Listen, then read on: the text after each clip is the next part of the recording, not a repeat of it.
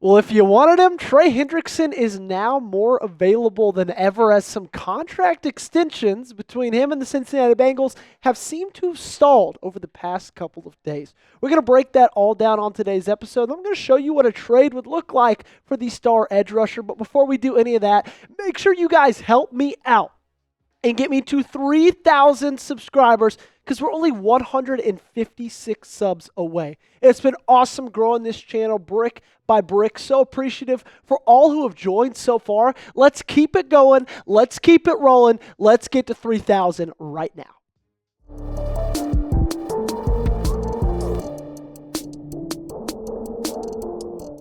So it really seems that things have soured over the last couple of days between Trey Hendrickson and the Cincinnati Bengals. All of this came out when he went on the Pat McAfee show, but he went on the Pat McAfee show a day after the Bengals EVP, their external vice president, Katie Blackburn, said some very interesting things. Here's what she had to say. She said he should be happy at certain rates that maybe he doesn't think he'd be happy at. I think some of it is on him to be happy at some point.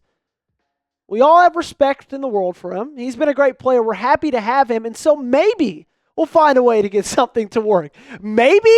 Is that not the most ridiculous thing ever? An external vice president saying that at some point it's on him to be happy.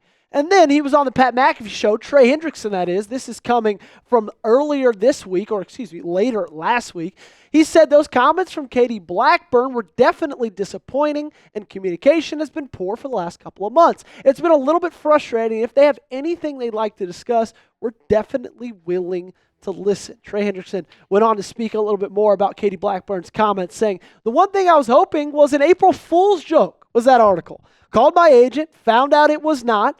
That was a little disappointing because communication has been poor. That is something I hold in high regard. They have not communicated with my agent directly. It's been something that has been a little bit frustrating. But again, this is the business of it. Cincinnati is a train wreck, ladies and gentlemen. They're so much of a train wreck that when their external vice president spoke to the media, one of their star players, their only defensive player worth a damn, thought it was an April Fool's joke.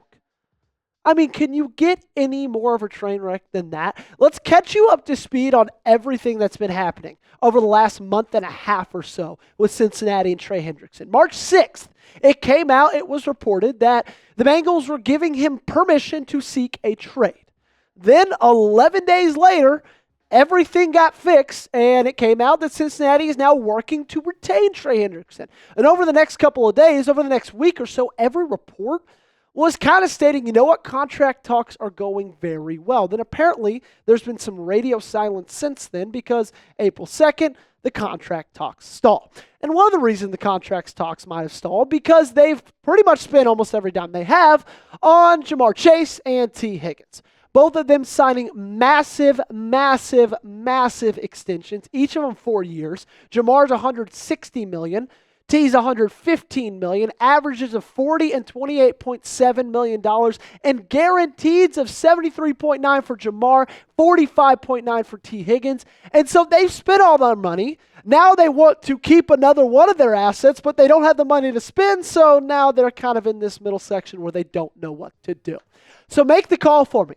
Should the Packers trade for Trey Hendrickson? If you think that they should, go ahead, give me a yes in the comment section down below. And if you think not, go ahead and give me a no for your answer.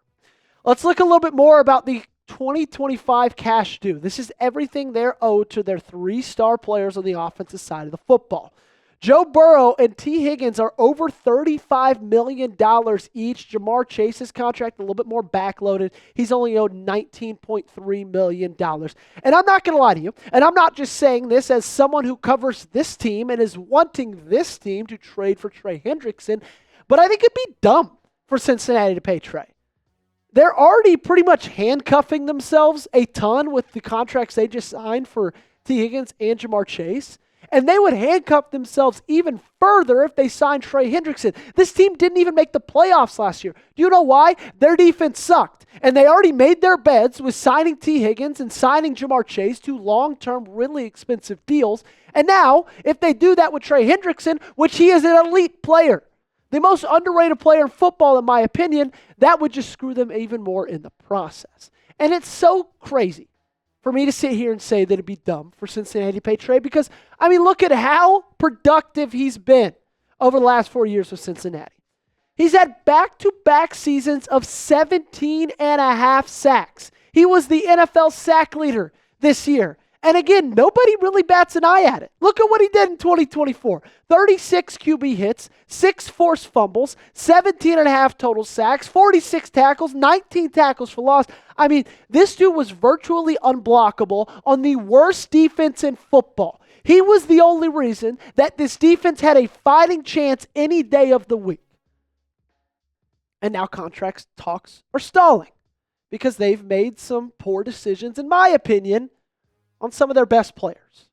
You can't just win a game by scoring 80 points every time. You're going to have to stop somebody at some point. So coming up, I'm going to tell you what a trade would look like, the exact details of it, and then I'm going to talk about what I would do if I would accept yes or no. But before that, make sure that you guys like the video if you want the Packers to trade for Trey Hendrickson. Okay, it's not enough just telling me a yes or no in the comment section down below. I need to see you, and I need you to prove it to me by hitting that thumbs up button. If you want him to be a Green Bay Packer, let me know by liking the video. So here's my trade idea. Okay, the Packers received Trey Hendrickson and a 2025 second-round pick in exchange for a 2025 first-round pick. Now, Trey Hendrickson, he's a really good player, but he's also getting up there in age, and he also is about to be due a contract extension. So that's why it's only one first-rounder. But because it is such a high draft pick and not a second or third-rounder, I would expect Green Bay to get something back in return. I would do this trade. I would do it without even really thinking twice about it. We talk about it almost every single episode because it is the most important thing when looking back at the 2025 NFL season of just how inept this Packers front four was at getting to the quarterback consistently. They masked it all by getting a lot of sacks. But if they weren't sacking the quarterback could play hopscotch in the backfield and, you know what, wait a day or two if he wanted to decide to throw the ball. Because there was not consistent pressure. You add Trey Hendrickson. You add a guy who's had 35, pause for dramatic effect, 35 sacks over the past 2 years. This defense is turned around. So I'm going to let you decide. Would you accept this trade? If you would, go ahead. Type A for accept. And if you wouldn't, for whatever reason, type D for decline. No judgment here. But let me know why in the comment section down below. So Green Bay has the money right now, okay? They are top 10 in salary cap as it currently stands. But I don't necessarily know how much longer they're going to have that money. I'll get into that in just a second. Before we do, let's talk about what a contract extension would look like for Trey Hendrickson. I think it'd be 3 years. I think it'd be $90 million. I think it'd be $30 million a year. A pretty easy, standard contract. Obviously, it seems like a lot of money because you're paying a guy who, like I said earlier, has 35 sacks in the past 2 seasons. But you're not paying him top dollar, in my opinion, because he is still 30 years old. And I get it. Myles Garrett is a little bit younger than him. He just got $40 million. Trey Hendrickson's not getting $40 million. Okay, I'm telling you that right now. You get him to $30 million, that puts him at 4th highest paid edge rusher in the National Football League. I think he'd be very happy with that. But why do I think that Green Bay won't have money for long? Well, if you look at their 2026 free agency class, it is a lot, and I mean a lot of big names. And right now they have money. And if they want to keep those guys around for longer, the Zach Toms, the Kingsley Enagbari, the Rasheed Walkers, Emmanuel Wilson, Christian Watson, Romeo Dobbs, and Taven Wicks, any of those guys, if they want to keep them for the long term, some of them, I believe, they're probably going to extend early in this next offseason. And so, you do have the money for now, but if you wait this go a little longer and you go into next offseason, you're not going to have it, okay? Now, Trey would be great. He'd be phenomenal. He'd be fantastic. I think he would turn this defense absolutely on their head, but I don't think Green Bay is going to make the move. I think an edge rusher they were decently interested in was Max Crosby. I don't think they're near as interested in a guy like Trey Hendrickson because just nothing's really come out. I think they should be. I would be if I was Goody. I would look at this edge rusher group that I have right now and say it's not good enough. We need to add somebody better. But they're not. And I don't think they are because I think they're going to go edge in the draft. And I'm going to give you 5 draft targets that I think that Green Bay should be looking at in the first round, if not the first and the second. 3 of them I have a clear-cut first-round grade on. Number 1 is Mike Gray. I don't think he falls to at 23. If he does, I am jumping for joy. I'm jumping out the window and running to Green Bay myself and turning the car in. Okay, if he's gone, though, James Pierce Jr. could very well fall to 23. Donovan Izaraku, he's an interesting, kind of experiment because I've seen some mock drafts where he goes incredibly high, like around number 12.